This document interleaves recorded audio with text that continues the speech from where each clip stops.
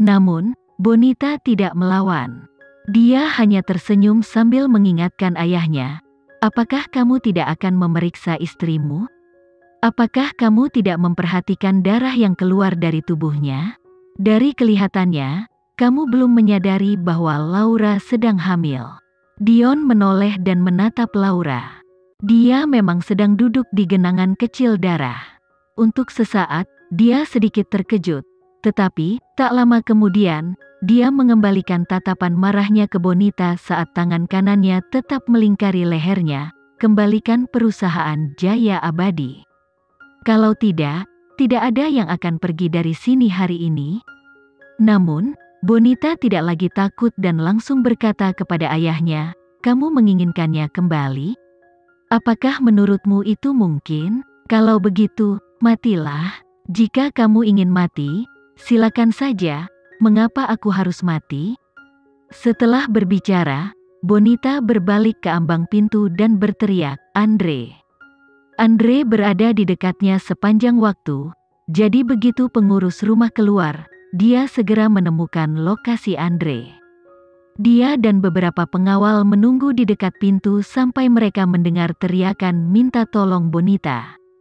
Mereka segera bergegas masuk dan menemukan Dion mencekik Bonita.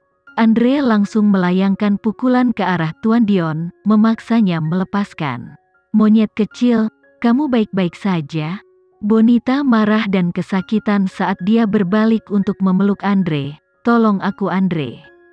Serahkan sisanya padaku." Andre melindungi Bonita saat dia menatap dingin ke arah Tuan Dion. Saat ini, dia seperti singa perkasa yang baru saja terbangun. "Jika kamu berani menyentuh sehelai rambut pun di tubuhnya, aku akan membuatmu berharap kamu mati." Tuan Dion menutupi pipinya saat dia balas menatap Andre. Aura berbahaya yang terpancar dari mata Andre justru membuat Tuan Dion ragu-ragu untuk melakukan apapun sejenak. Seorang pengawal mengambil kesempatan ini untuk berjalan mendekat dan menekan Tuan Dion ke lantai. Pada saat yang sama, pengurus rumah memanggil ambulans setelah melihat jumlah darah yang mengalir di tubuh Laura.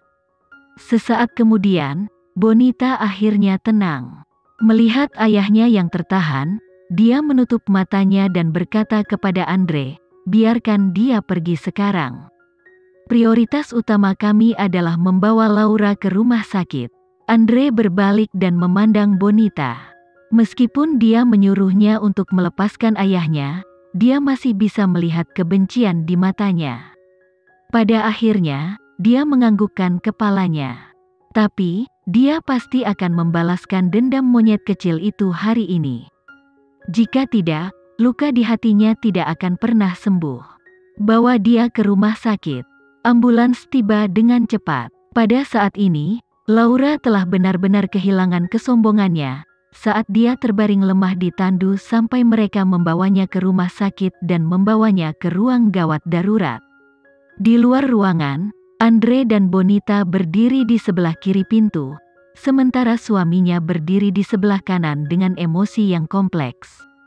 10 menit kemudian, dokter keluar dan berkata dengan nada meminta maaf kepada Tuan Dion, "Sayang sekali. Dia sudah hamil 2 bulan. Hamil? Dia sebenarnya hamil?" Bonita tidak tahu bahwa Laura sebenarnya hamil. Dia hanya menebak ketika dia melihat semua darah yang hilang dari Laura. Siapa sangka dia benar. Tuan Dion menopang dirinya di tembok putih rumah sakit. Kata-kata yang didengarnya membuatnya tanpa sadar mundur beberapa langkah. "Sifat kekerasanmu telah menyebabkan kematian anakmu sendiri," kata Bonita dengan nada mengejek. "Bagus sekali, Ayah. Kamu benar-benar tidak punya apa-apa sekarang." "Monyet kecil," kata Andre dengan nyaman. Dia bertanya-tanya berapa banyak penderitaan yang harus dia alami, karena dia menyembunyikan begitu banyak kebencian. "Andre, apakah kamu percaya bahwa dia akan menjadi lebih menyedihkan setelah Laura bangun dan mengetahui bahwa dia telah kehilangan anaknya?" Andre menarik napas dalam-dalam. Dia tiba-tiba tidak tahu harus berkata apa. "Siapa di antara kamu yang merupakan anggota keluarga Laura?" Pasien sudah bangun dan ingin bertemu Tuan Dion. Siapa di antara kamu yang bernama Tuan Dion? Seorang perawat bertanya ketika dia keluar dari ruang gawat darurat. Bonita menanggapi dengan menunjuk ayahnya dengan dingin. Tuan Dion mendorong pintu hingga terbuka tanpa mengucapkan sepatah kata pun. Namun, sebelum dia sampai di samping tempat tidur Laura, sebuah benda berat menghantam kepalanya saat dia mendengar seruan nyaring dari suara Laura. "Dion, kamu lebih buruk dari binatang? Pergilah, aku ingin bercerai." Mendengar tangisan yang datang dari dalam ruangan, bibir Bonita melengkung ke atas sambil mengejek, lelucon yang luar biasa. Wanita ini pernah berpikir bahwa dia bisa mewarisi semua yang dimiliki oleh keluarga Pandebayang. Tapi sekarang, dia hanya akan dilihat sebagai mainan orang tua yang telah mengalami keguguran. Andre tidak mendapat kesempatan untuk menjawab, karena pada saat ini, Dion bergegas keluar dari ruang gawat darurat dengan darah menetes dari kepalanya, saat dia menatap ke arah Bonita. Setelah beberapa waktu, dia akhirnya berkata, "Apakah kamu harus memaksaku bertindak begitu kejam? Saat kamu dulu mempermalukanku, pernahkah kamu bertanya-tanya apakah kamu bertindak terlalu kejam saat itu?" Bonita menjawab dengan nada sedikit emosional, meskipun kata-katanya tegas. Ayahnya mengangkat ibu jarinya ke arah Bonita, tanpa mengucapkan sepatah kata pun atau memohon belas kasihan. Dia hanya mendorong keduanya ke samping dan keluar dari rumah sakit. Saat dia memandangnya dari belakang, Bonita memperhatikan bahwa dia tiba-tiba tampak seperti sudah tua. Sepertinya dia adalah seorang lelaki tua berusia 70-80 tahun yang lemah. Tak perlu dikatakan lagi, dengan pemecatan ayahnya dan keguguran Laura, perusahaan Jaya Abadi telah berhasil membantu Kenzi mengambil langkah pertamanya. "Semuanya milikmu sekarang. Kamu harus tetap kuat dan menyambut awal yang baru," kata Andre sambil menepuk bahu Bonita. "Saya akan membuktikan kepada semua orang bahwa saya lebih baik dari ayah." Bonita berkata dengan percaya diri. "Mulai hari ini dan seterusnya, saya adalah CEO baru yang bertanggung jawab atas perusahaan Jaya Abadi. Ayo pergi, aku akan mengantarmu pulang," kata Andre sambil mengguncang tubuhnya. "Omong-omong, saya telah memutuskan untuk menjual rumah Pandebayang, sehingga ayahku tidak akan pernah bisa kembali ke rumah," ungkap Bonita.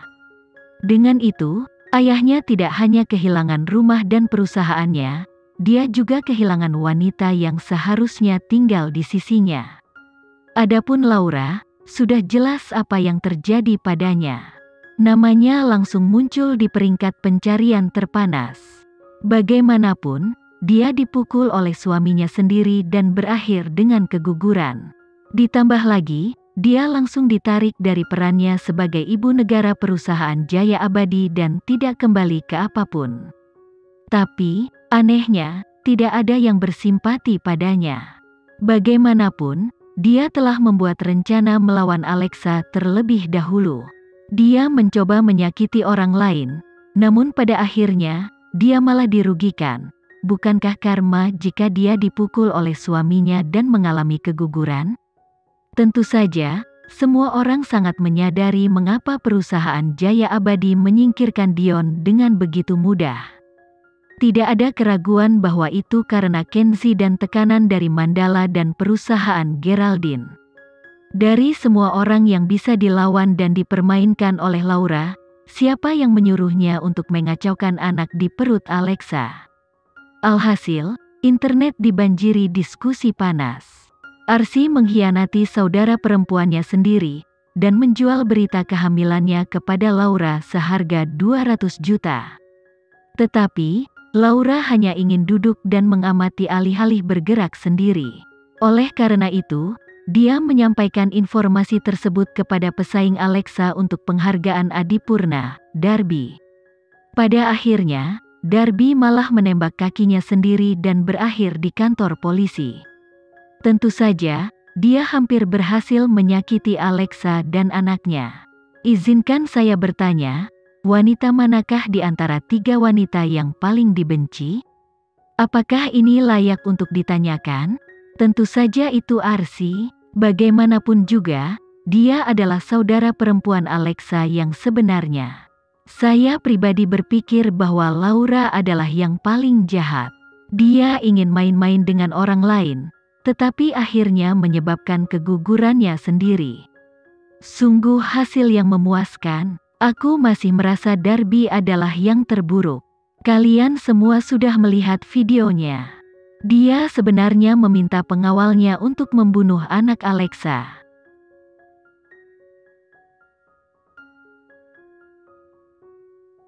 Sekian dulu ya video kali ini, kita lanjutkan lagi videonya di lain waktu. Oh iya, bagaimana menurut kalian? Semoga bisa sedikit menghibur kalian semua. Untuk teman-teman yang baru nonton, jangan lupa subscribe ya, hehehe. Dan kalau teman-teman ada yang ingin gabung langganan, bisa langsung gabung saja untuk dapat fitur yang menarik dan sedikit membantu Mimin. Terima kasih banyak sudah menonton, sampai jumpa lagi, bye.